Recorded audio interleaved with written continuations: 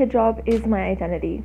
I enjoy being the flag bearer of Islam wherever I go. I enjoy being put in positions where I am the sole representation of Muslim, at least physically. And so it really puts a lot of responsibility on my shoulders to watch how I act around people and how I respect myself and respect people.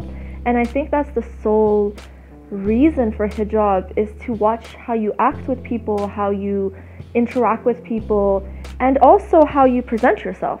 And so when I get up in the morning to dress myself, I'm well aware that I may be the only Muslim girl wherever I go that day. And that makes me and forces me to watch how I act and think before I speak. It's a struggle that you accept for the pleasure of Allah subhanahu wa ta'ala. What I usually tell people, being the feminist I am, is that I enjoy being in control of how others perceive me and what I show them.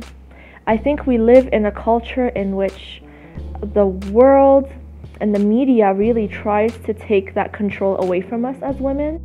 All the stigmas that are attached to being a hijabi, you can destroy by the way you act. So the stigma of women being oppressed, of women being silenced, of women not having a voice, of women not having a choice. You can abolish all of those by the way you represent yourself.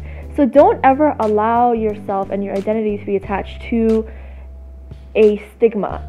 As a woman who has studied all world religions, who has studied the books, the sacred texts, the empowered figures in each religion, I can say definitely that Islam is one of the religions that empowers women the most. We have such a rich history of women in our religion, and these women are not really talked about often, and they're not really preached about often, but nevertheless they do exist.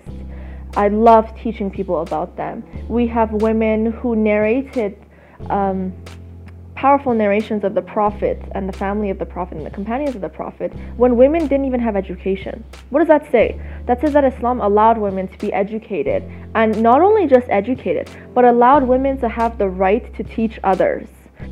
So when people ask me, does Islam oppress women or take away the voice of women, I smirk always before answering, because where do I even begin? How do I even tell people about the ways Islam has opened doors for women where they would have been closed, and if you look around the world, they still are closed? Have I ever felt that the hijab has held me back? Never. If anything, I think that the hijab has helped me reach my dreams and goals more so. I enjoy being the only hijabi in most of the circles that I travel in, and so I feel like it makes me the spokesperson for a hijab, but it also presents a different view and a different perspective that people are not used to.